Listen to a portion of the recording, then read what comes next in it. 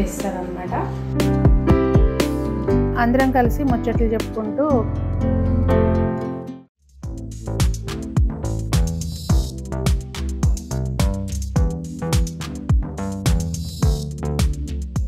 పెద్దలందరికీ నమస్తే, పిల్లలందరికీ హాయ్. ఎలా ఉన్నారండి? అందరూ బాగున్నారా? మేము చాలా బాగున్నాం. మీరు కూడా చాలా చాలా బాగున్నారని ఆశిస్తున్నాను. ఈరోజు వీడియో ఏంటంటే, మేము విజయవాడ వచ్చాము తెలుసు కదా, షాపింగ్ బ్లాగ్ కూడా పోస్ట్ చేశాను. సో ఇవాళ ఏంటంటే మేము హాయిగా ఇవాళ వంట ఏం చేసుకున్నాము, విజయవాడలో ఏం చేసాము, ఒక చిన్న వ్లాగ్ అనుకోవచ్చు. సరదాగా షూట్ చేశాను. ఎప్పుడు అక్కడ మన వంటగదిలో వంటలు చూస్తారు కదా, ఇవాళ ఇక్కడ చూసేయండి. మిద్దె తోటలో దొండకాయలు కొన్నే వచ్చినాయండి. అందుకని చెప్పి మనకు అందరికీ సరిపోవడానికి వీలుగా గ్రేవీ కర్రీ చేస్తున్నాను. ముందుగా పోపు వేసుకుని దొండకాయల్ని మంచిగా కొంచెం సేపు వేగనివ్వాలి. ఆ తర్వాత గ్రేవీ కోసం ఇదిగోండి, ముందైతే నువ్వులు, పల్లీలు, నువ్వులు లాస్ట్లో వేసుకోవాలండి. పల్లీలు, ఎండుమిరపకాయలు, కొంచెం కరివేపాకు, అలాగే కొద్దిగా నువ్వులు, ఇవన్నీ మంచిగా చేసుకుని చక్కగా మనం గ్రైండ్ చేసుకోవాలండి గ్రేవీ కోసం. కర్రీస్లో సాధ్యమైనంత మటుకు ఇలా గ్రైండ్ చేసుకునేటప్పుడు కరివేపాకు అన్నిట్లోనూ ఇంక్లూడ్ చేసుకుంటూ ఉంటే మనకి ఐరన్ లోపం అనేది రాకుండా ఉంటుందన్నమాట.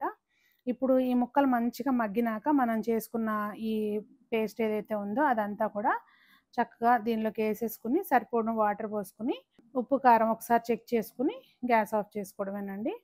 ఇంకా దోసకాయ పచ్చిముక్కలు పచ్చడి చేస్తున్నా అండి. దానికి కొంచెం ఏంటంటే మన గుజ్జు రావటం కోసం కొన్ని నువ్వులు అవి వేయించుకుని వేసుకుంటే బాగుంటుంది అనమాట. వంకాయ దోసకాయ పచ్చడి చేసుకునేటప్పుడు మేము ఇవన్నీ వేయము. అయితే ఇప్పుడు ఓన్లీ దోసకాయ పచ్చడి చేస్తున్నాను. దానిలోకి ముందుగా నువ్వుల్ని ఆయిల్ లేకుండా డ్రై రోస్ట్ చేసి తీసుకోవాలండి. అలాగే కొంచెం పల్లీలు, పచ్చిమిర్చి, ఇక్కడ చూస్తున్నారా ఇవేంటంటే ఇవి నల్లేరు కాడలండి. ముందే అత్తయ్య బాగా చేసి పెట్టేశారు. ఇట్లా అసలు ఎవరికి కూడా ఇంట్లో ఫ్యామిలీ మెంబర్స్ కూడా అసలు టేస్ట్లో వేరియేషన్ కూడా తెలియదు అనమాట. ఇలా మన ఆహారంలో ఇలాంటివి చక్కగా వేసుకుంటూ ఉంటే ఆల్రెడీ వచ్చిన నొప్పులు తగ్గకపోవచ్చు, కానీ రెగ్యులర్గా వాడుతూ ఉంటే ఏంటంటే మనకి నొప్పులు అవి రాకుండా ఉంటాయి, మోకాళ్ళు బలంగా ఉంటాయి అన్నమాట. సో ఇవన్నీ చక్కగా వేయించుకుని తీసుకున్నాక ఇంకా గ్రైండ్ చేసుకోవటమేనండి. గ్రైండ్ చేసేటప్పుడు ఏంటంటే మనము వెల్లుల్లిపాయి మనం వేయించుకునేవన్నీ, అలాగే కొంచెం ఉప్పు, జీలకర్ర, కొంచెం చింతపండుకు బదులు ఇక్కడ నేను మామిడికాయ గుజ్జు వేసుకున్నాను. ఇవన్నీ గ్రైండ్ చేసుకున్నాక పోపు ఆల్రెడీ పెట్టేసుకున్నానండి. పోపు ఆరింది కలిపితే ఏంటంటే దోసకాయ ముక్కలు మెత్తబడిపోకుండా అవుతాయి అన్నమాట. వేడి చేస్తే ఊరికే మెత్తగా అయిపోయినట్టు అవుతుంది. సో పోపు అన్నీ కలిపేసుకుని చక్కగా ఒకసారి ఉప్పు కారం చెక్ చేసుకుంటే, కారం ఇంకేం చేయలేమనుకోండి, ఉప్పు ఏదన్నా అవసరం అనుకుంటే వేసుకుంటే సరిపోతుంది. ఇంకా ఈరోజు టిఫిన్ అయితే మాత్రం సేమియా ఉప్మా అండి. ఇక్కడ చూస్తున్నారు కదా, అన్నీ కట్ చేసి రెడీగా పెట్టేసుకున్నాను. ఉల్లిపాయ, పచ్చిమిర్చి, అల్లము, ఇంకా క్యారెట్, బఠానీ, పచ్చి బఠానీ, ఫ్రోజన్ బఠానీ అండి. ఇంకా ఇది మనం అన్నీ వేయించినాక లాస్ట్లో ఇది వేసుకుంటే బాగుంటుంది, సరిపోతుంది అనమాట. మొత్తం సేమియా ఉప్మా రెడీ అయిపోయింది. చూస్తున్నారు కదండి. ఇట్లా పొడి పొడిగా రావాలంటే మీకు ఏమైనా రెసిపీ కావాలంటే కనుక కామెంట్స్లో అడగండి, నేను ఈసారి షూట్ చేస్తాను. అందరం కలిసి ముచ్చట్లు చెప్పుకుంటూ కాసేపు టైం స్పెండ్ చేసుకుని తిని చక్క ప్రశాంతం కాసేపు కూర్చున్నాము. ఇంకా ఇదిగోండి, టిఫిన్ అయిన తర్వాత సాంబార్కి ముందే కుక్కర్ పెట్టేసుకున్నాం అనమాట. వెజిటబుల్స్ అన్నీ వేసి, కంపల్సరీ ఎక్కువ వెజిటబుల్స్ వేస్తాము.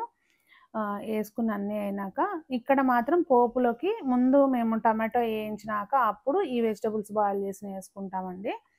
వేసి ఇంకా అత్తయ్య ఏంటంటే పప్పు కంపల్సరీ ఊరికి ఇట్లా పప్పు గుత్త మెదపడం కాకుండా ఫస్ట్ నుంచి ఇట్లా మిక్సీ వేస్తారనమాట. అంటే ఇంతకు ముందు అంటే రోట్లో రుబ్బేవాళ్ళు అనుకోండి, ఇంక ఇప్పుడు మిక్సీనే. ఇంకా మొత్తం అంతా వేసేసుకొని సాంబార్ పెట్టాను. ఇంకా మార్నింగ్ ముందు అన్ని వెజ్ రెసిపీస్ అన్నీ అయిపోయినాక ఇంకా ఆ సెక్షన్ అంతా పక్కన పెట్టేసి అప్పుడు మా నాన్ వెజ్ సెక్షన్ అనమాట. ఇంకా ఇక్కడ చూస్తున్నారండి, మటన్ తెచ్చుకున్నాం. అంటే మేము విజయవాడ ఎప్పుడు వచ్చినా మేము తీసుకుని వెళ్తాము యూజువల్గా.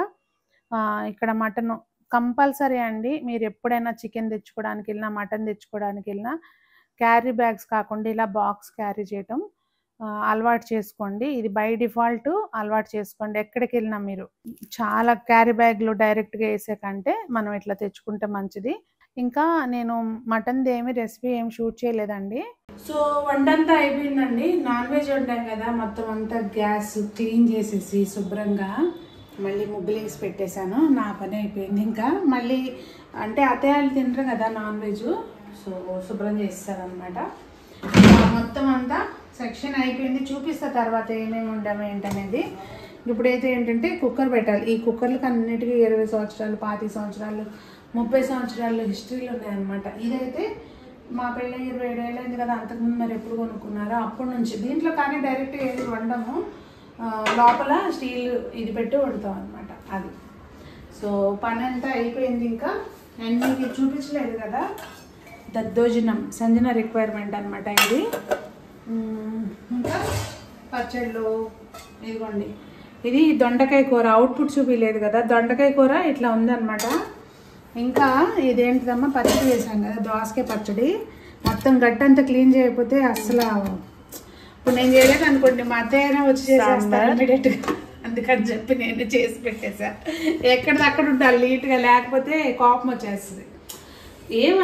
మనల్ని అనేది ఏముండదు, ఆవిడ చేసుకుంటారు అంతే. అది మనం ఉన్నప్పుడు కాస్త రెస్ట్ ఇద్దామని చెప్పి వాళ్ళ యూజువల్గా ఎప్పుడు ఇక్కడికి వచ్చినా కానీ మాకు రెస్ట్ బయట నుంచి తెప్పించేసుకుంటాం ఒకసారి. ఇవాళ మాత్రం అన్నీ హోమ్ ఫుడ్ అనమాట. ఇంకా వంట సెక్షన్ అయితే మొత్తం అంతా అయిపోయిందండి.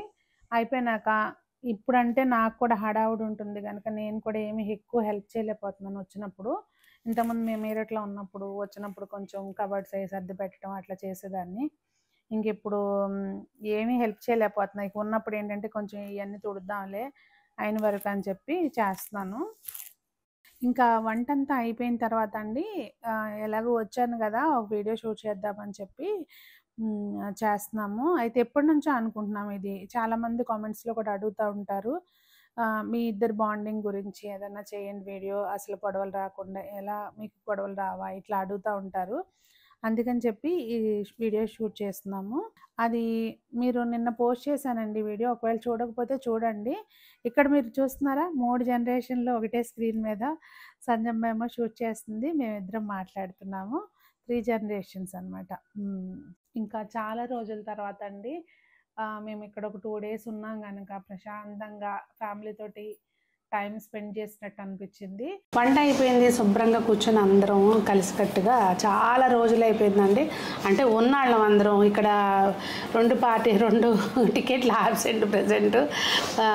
మా వారు అలాగే దేవి ఎలాగూ లేడు కనుక వాళ్ళు కూడా ఉంటే బాగుండేది. ఇంతకుముందు అసలు ఎవ్రీ సండే మా పెళ్ళైనాక ఎవ్రీ సండే ఇంకా అదే చికెన్ ముక్క అందరం కూర్చోటం కంపల్సరీ. అది ఫిక్స్ అనమాట రొటీన్. అప్పట్లో తినేవాళ్ళు. సో 20 ఏళ్ల క్రిందట అప్పటి సంగతి. సో అట్లా చాలా రోజుల తర్వాత అలా ఒక మంచిగా హ్యాపీ డే గడిచిందనమాట. సో అదండి వ్లాగ్ సరదాగా షేర్ చేసుకున్నాను. మీరు కూడా ఇంటికి వెళ్ళినప్పుడు ఇలాగే చేస్తారేమో అని అనుకుంటున్నాను. మరి మీరు ఏం చేస్తారు ఏంటనేది కామెంట్ చేయండి. అందరూ బాగుండాలి, అందులో మనం ఉండాలి, కలిసిమెలిసి అందరూ ఉండాలని కోరుకుంటూ మీ సునీత.